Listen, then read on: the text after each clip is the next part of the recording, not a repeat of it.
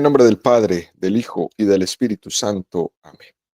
Ven, Espíritu Santo, y llena los corazones de tus fieles y enciende en ellos el fuego de tu amor. Envía tu Espíritu Creador y se renovará la faz de la tierra. Estamos estudiando el Catecismo de la Iglesia Católica, su tercera parte, la vida en Cristo, segunda sesión, los 10 mandamientos. Capítulo segundo, amarás a tu prójimo como a ti mismo. Artículo sexto, el sexto mandamiento. No cometerás adulterio. Habéis oído que se dijo, no cometerás adulterio. Pues yo os digo, todo el que mira a una mujer deseándola, ya cometió adulterio con ella en su corazón. Continuamos subiendo el monte Sinaí de la mano de Moisés a recibir allá arriba los 10 mandamientos. Son 2.285 metros que mide el monte Sinaí. El catecismo dedica 505 números al estudio de los 10 mandamientos, es decir, subiremos 4 metros del monte Sinaí por cada número del catecismo que estudiemos. Hoy nos encontramos en el metro 1212 de altura. Terminamos el segundo apartado de este artículo donde el catecismo ha dedicado 23 números al estudio del tema que tiene como título la vocación a la castidad. El día de hoy vamos a profundizar en los números 2357 al 2359 con el tema castidad y homosexualidad. Es muy significativo, queridos amigos, que la Iglesia en el catecismo dedique en este apartado tan específico al tema de la homosexualidad. Y fijémonos muy bien, podríamos haber metido este tema dentro de las ofensas a la castidad, pero no está ahí. El catecismo ha dedicado un tratado para este tema de una manera muy específica, porque la Iglesia es consciente de que estamos hablando de un fenómeno, como es el caso de la homosexualidad, y que esto exige una muy especial iluminación. Por eso dedica estos 3 números, 2357, 2358 y 2359, que ya hemos comentado en las catequesis anteriores. Vamos a continuar con la carta que escribieron a los obispos de la Iglesia Católica sobre la atención pastoral a las personas homosexuales. Esta carta, que fue publicada en 1986, firmada por el cardenal Joseph Ratzinger, en una carta donde se daban las pautas de cómo tratar pastoralmente a las personas con tendencia homosexual.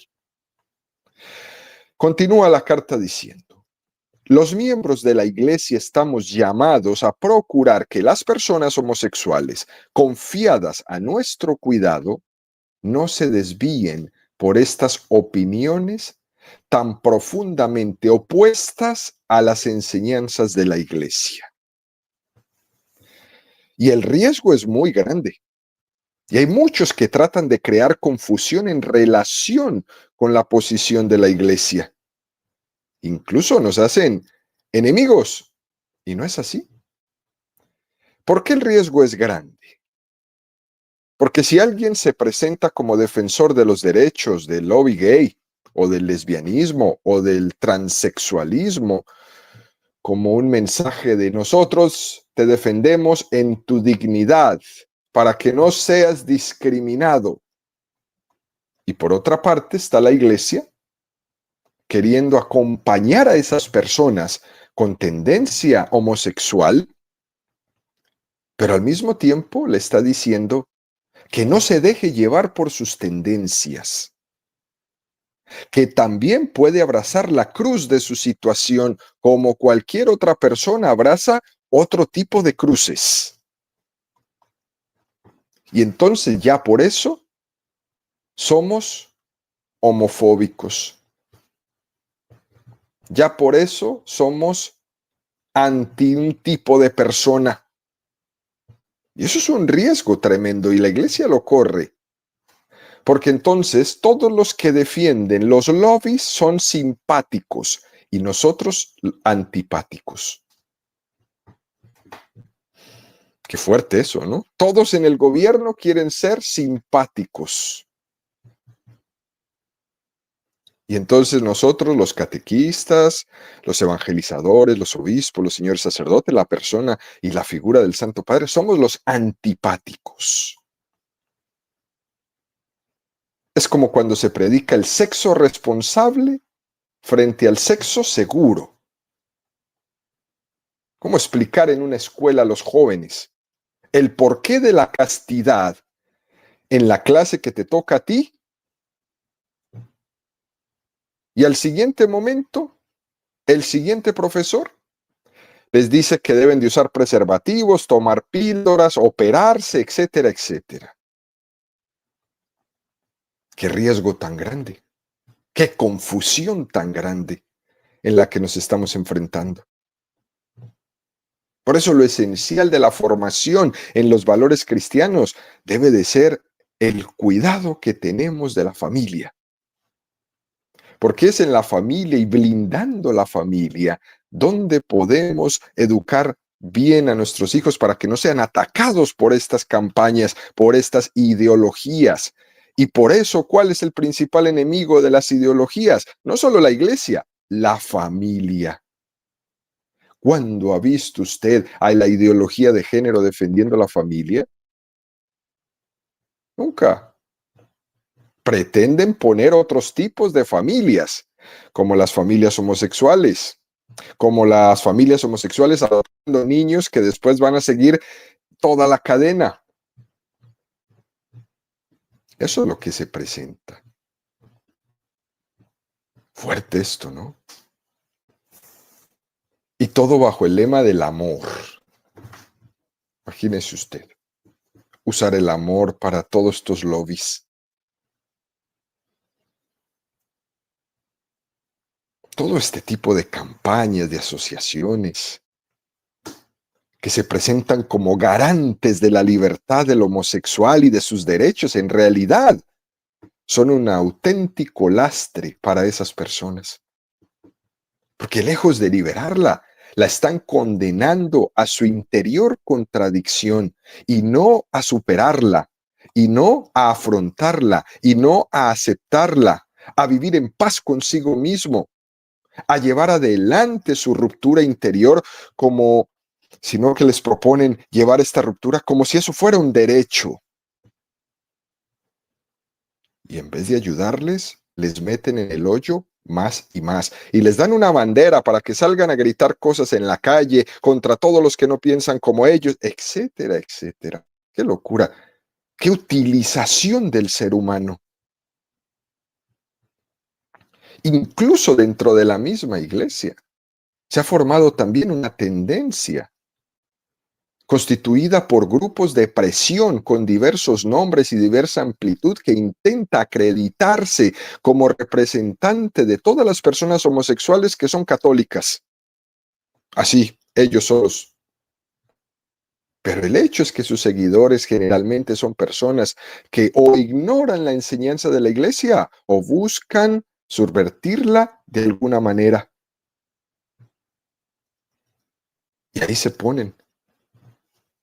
Existen en la iglesia algunas asociaciones que se llaman católicas y que pretenden reunir bajo ese amparo a las personas con tendencia homosexual para autojustificar los actos homosexuales. Y eso no puede ser.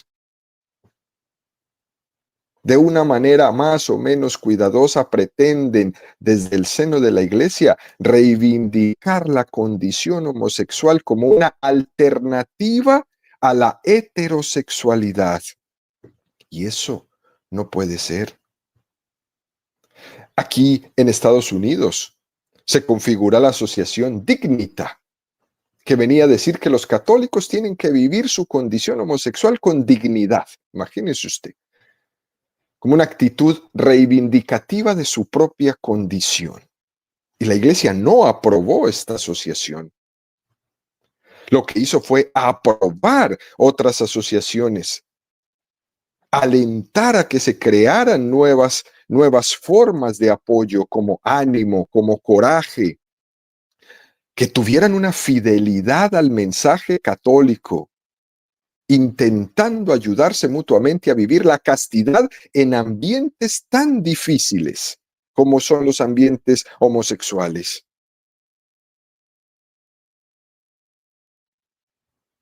Qué fuerte esto. Y es una corriente dentro de la iglesia tremenda. Y ahí tenemos que estar firmes. Y fíjense, las asociaciones aprobadas por la iglesia tienen 5 metas como asociación para apoyar a las personas con tendencia homosexual. Primera meta, vivir la castidad como todo cristiano. Si tiene que ser casto el novio con la novia, tiene que ser casto el homosexual. Es que no hay discusión, no hay confusión. Se confunde el que quiere. Tú puedes tener una tendencia homosexual, no caigas en actos homosexuales. Lo mismo que le pedimos al novio y a la novia, que se aman, que se adoran, que se quieren, que tienen una promesa de casarse. Espérate. Lo mismo que se le pide de casto, a uno se le pide al otro, vivir la castidad como todo cristiano. Segunda meta, dedicar la vida a Cristo a través del servicio a los demás y a la oración,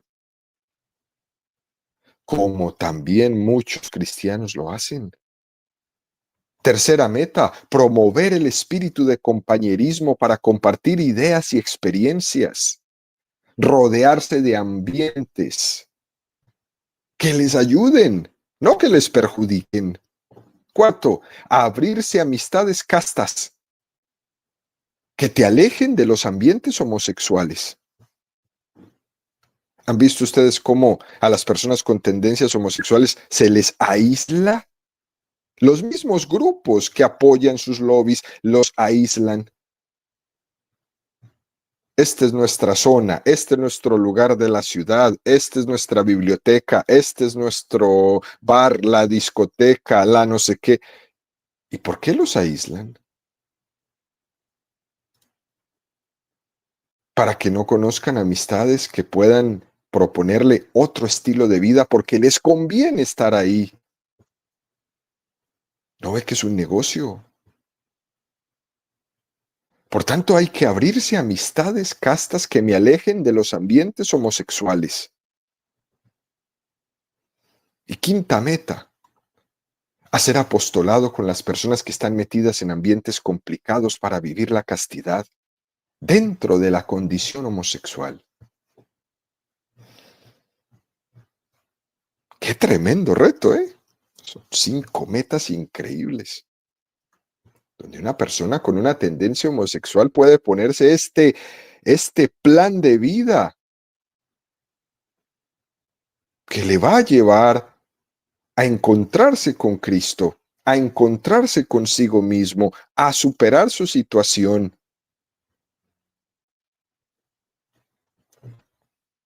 También existe este tipo de asociaciones. Lo que pasa es que tiene más eco en los medios de comunicación social. Cualquier lobby o cualquier asociación que se diga católica y que salga a la luz pública criticando la doctrina sana de la iglesia. Eso sí pegan. Todos los demás no, a nadie les importa. Es una cultura que tiene una auténtica persecución a la iglesia, que pretende que la iglesia no sea libre para predicar su mensaje liberador, y más en este punto de la homosexualidad. Ellos no quieren escuchar lo que la iglesia dice.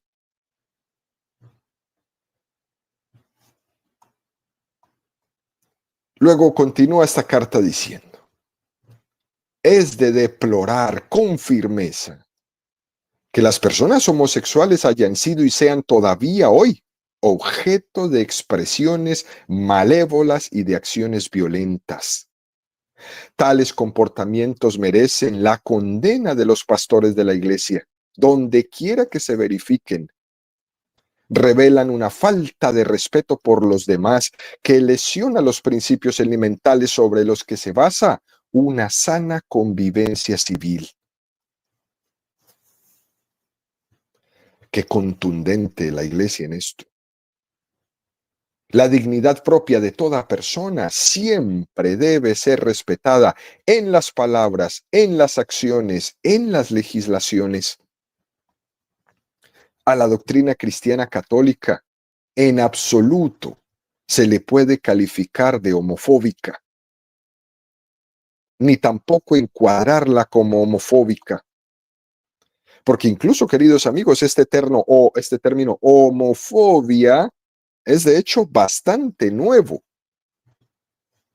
y pretende definir que todo aquel que no acepta la homosexualidad es porque tiene fobia a lo homosexual. Y eso es una auténtica falacia. Eso es una mentira. La Iglesia dice que las personas con una tendencia homosexual es necesario ayudarlos porque tienen una contradicción en su interior por esa tendencia hacia unos actos homosexuales que son intrínsecamente inmorales, pero nunca perseguirlos, nunca difamarlos, ¿entienden? El Señor nos invita a amarlos y ayudarlos muy especialmente. Por eso en esta carta lo dice de una manera tan categórica.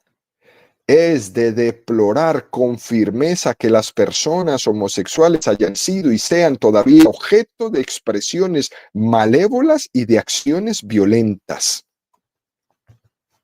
La dignidad propia de toda persona siempre debe ser respetada en las palabras, en las acciones y en las legislaciones. Porque existen en el mundo legislaciones, especialmente las islámicas, que condenan a muerte a las personas con una tendencia homosexual. Y eso es una barbaridad. Y eso es totalmente rechazable. Y la Iglesia lo rechaza. A nivel más cercano a nosotros, no nos vayamos al mundo islámico, aquí con nosotros. Existen las vejaciones, existen los desprecios, existen los chistes que hacen un gran daño a determinadas personas. Y eso les hace encerrarse en sí mismas y entonces ir a recurrir a estas asociaciones donde ellos se refugian, pero que ellos se aprovechan de las personas con tendencias homosexuales para confundirles más y más. Hay que ofrecer una amistad cristiana a las personas que tienen una tendencia homosexual y necesitan de nosotros. Fíjense, salió este titular. El Vaticano se opone a despenalizar la homosexualidad. Ese fue el titular. Algo que es totalmente falso.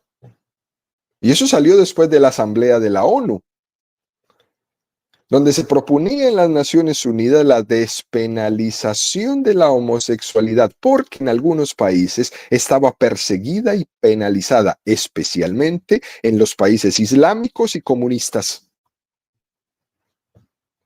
Pero lo cierto es que esta propuesta se presentaba con letra pequeña y lo que pretendía debajo de la mesa era aprovechar esa reivindicación justa de que se cuiden los derechos para introducir conceptos donde se pretendía equiparar la condición homosexual con la condición heterosexual.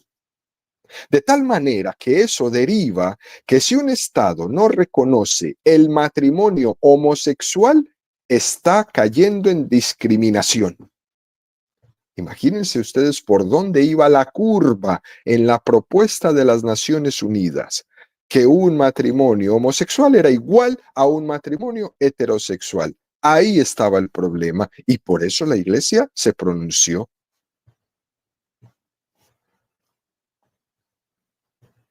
Por eso es muy importante, queridos amigos, no confundir los términos. Esto que los medios de comunicación en su ignorancia están acostumbrados a hacer, a acomodar. Además, en esa votación hubo 150 naciones que no se adhirieron a esa propuesta de equiparar el matrimonio homosexual con el matrimonio heterosexual. Pero la noticia salió solamente así. El Vaticano se opone y los otros 149 estados, ninguno salió. Como si la única voz hubiera sido la del Vaticano. Qué fuerte eso, ¿no? Qué persecución más directa. Y esto para la iglesia le crea un tremendo desgaste, porque entonces nosotros somos los enemigos de, y realmente somos sus defensores. Es un gran desgaste para la iglesia tener que estar soportando todo este tipo de titulares y de críticas y de manipulaciones mediáticas para intentar confundir con esa manipulación de los conceptos al mayor número de personas posibles que después salgan diciendo que la iglesia es homofóbica. Incluso saben, queridos amigos, los psicólogos cristianos muchas veces son perseguidos por ayudar a las personas con tendencia homosexual a entender su realidad. Y son presionados por estar al margen de las propuestas de la ideología de género hoy día. Se les cataloga a estos psicólogos católicos como homofóbicos y se les rechaza de los debates, de darles trabajo en las escuelas, de publicarse exteriormente. Es una cosa increíble. A veces tienen que venir a las parroquias, venir a las diócesis a pedir trabajo porque es el único lugar donde pueden trabajar como cristianos católicos para proteger su integridad moral y física ante las amenazas de muerte, la presión a sus familias, las burlas en los ambientes sociales, etcétera, etcétera, solo por el hecho de ser católico. ¿Y qué logran con esto?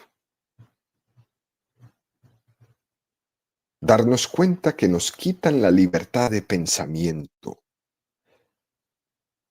la libertad de religión.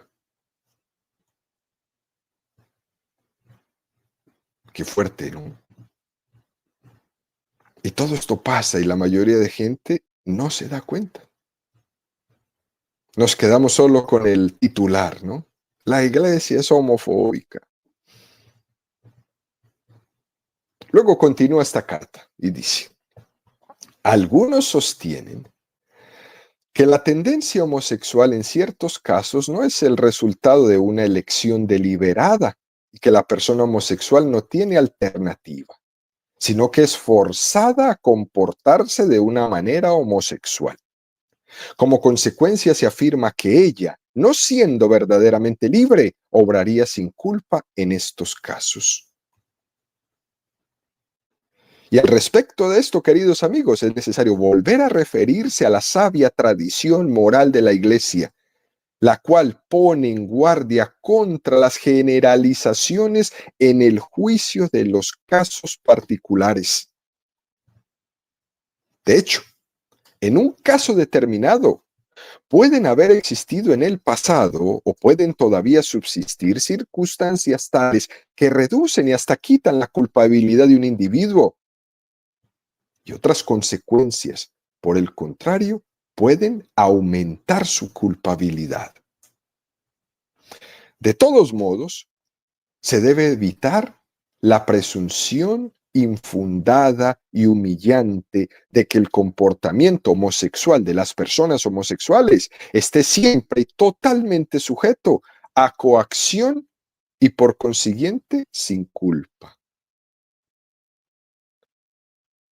Porque en realidad, queridos amigos, también en las personas con una tendencia homosexual se debe reconocer aquella libertad fundamental que caracteriza a la persona humana y que le confiere su particular dignidad. Como en toda conversión del mal, gracias a esta libertad, el esfuerzo humano iluminado y sostenido por la gracia de Dios, podrá permitirles evitar la actividad homosexual. Pero eso necesita descubrir su libertad, su esfuerzo de voluntad y la gracia de Dios. Por eso en las catequesis pasadas hablábamos del sostenimiento de la gracia de Dios para poder superar este paso. Porque suponer que los actos homosexuales pueden llegar a ser inconscientes o con una culpabilidad pequeña por los condicionantes, eso puede ser humillante. Porque es decirle a una persona que no tiene libertad. Y eso, en la mayoría de las veces, no es así. Las personas con tendencia homosexual son libres como cualquier otro y también pueden controlar sus tendencias y sus impulsos como cualquier otro, porque gozan de libertad. Y la pregunta que nos sale en este momento aquí es, ¿qué debe de hacer la persona con tendencia homosexual que quiere seguir a Jesucristo? La respuesta es muy sencilla. Como todos, tiene que buscar la voluntad de Dios en su vida. Tiene que unirse al sacrificio del Señor en la cruz, con todo el sufrimiento y con toda la dificultad que pueda experimentar a causa de su condición. Pero eso es para el homosexual como para cualquier otro cristiano.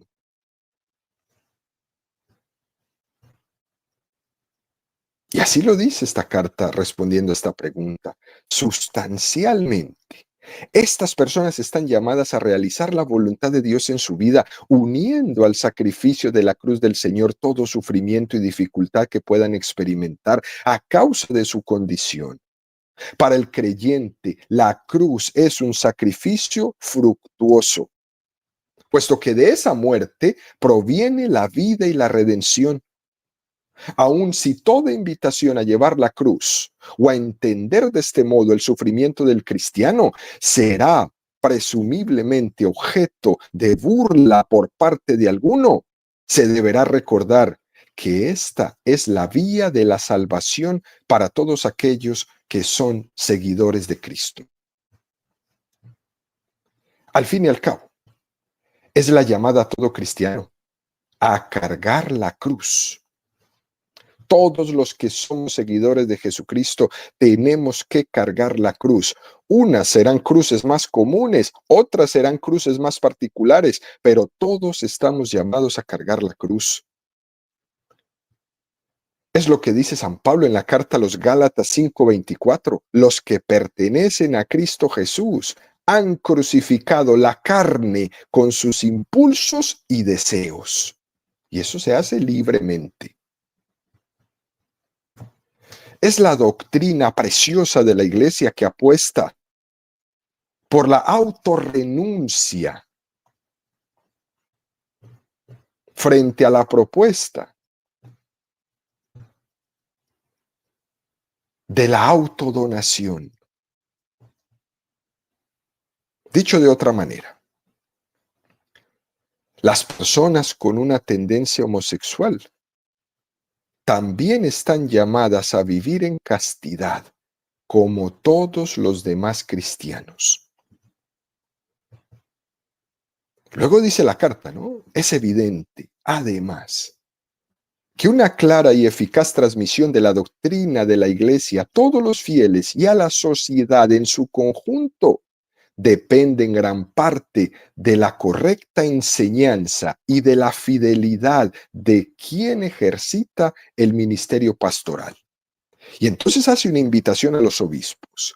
Los obispos tienen la responsabilidad particularmente grave de procurarse de que sus colaboradores en el ministerio y sobre todo los sacerdotes estén rectamente informados y personalmente bien dispuestos para comunicar a todos la doctrina de la Iglesia en su integridad y no a pedacitos. Al hacer las anteriores consideraciones, esta congregación quiere pedir a los obispos que estén particularmente vigilantes en relación con aquellos programas que de hecho intentan ejercer una presión sobre la iglesia para que cambie su doctrina. Y les pide a los obispos a que estén atentos a no exponer a los feligreses a caer en las garras de esas asociaciones que se aprovechan de las personas con una tendencia homosexual y que piensan de una manera contraria a la fe de la iglesia. También se le pide a los obispos un programa pastoral cercano de acompañamiento a las personas con tendencias homosexuales. Un auténtico programa pastoral que les ayude a estas personas en todos los niveles de su vida espiritual, mediante los sacramentos, mediante una atención frecuente, mediante la confesión, mediante la oración, mediante el testimonio, mediante el consejo y la atención individual que cada uno de ellos necesite. Fuerte, mucho trabajo. Porque es la única manera como la comunidad cristiana puede llegar a reconocer su vocación de asistir a estos hermanos y hermanas, evitándoles de nosotros la desilusión o nosotros participando en su aislamiento. Hay que hacer un propósito. No puede ser definida la persona de una manera reductiva únicamente por su tendencia sexual. Y la iglesia rechaza esto contundentemente. Que se considere a la persona como heterosexual o como homosexual. Porque todos tenemos la misma identidad fundamental, ser criatura, ser hijo de Dios y ser heredero de la vida eterna. Y todo eso choca directamente con esta cultura donde tenemos una obsesión sexual. Al final, queridos amigos, termina esta carta diciendo, el Señor Jesús ha dicho, vosotros conoceréis la verdad y la verdad os hará libres. La Escritura nos manda a realizar la verdad en la caridad. Efesios 4:15. Dios, que es a la vez verdad y amor, llama a la iglesia a ponerse al servicio de todo hombre, mujer, niño, con la solicitud pastoral del Señor misericordioso. Y esto es lo que hemos dicho siempre, queridos amigos. La iglesia está llamada a unir en un desposorio verdad y caridad. Por tanto, las personas con una tendencia homosexual hay que predicarles la verdad y también hay que amarlas en la caridad. Por tanto, sería un error que en nombre de la verdad faltemos a la caridad, pero igualmente sería un error que en nombre de la caridad faltemos a la verdad.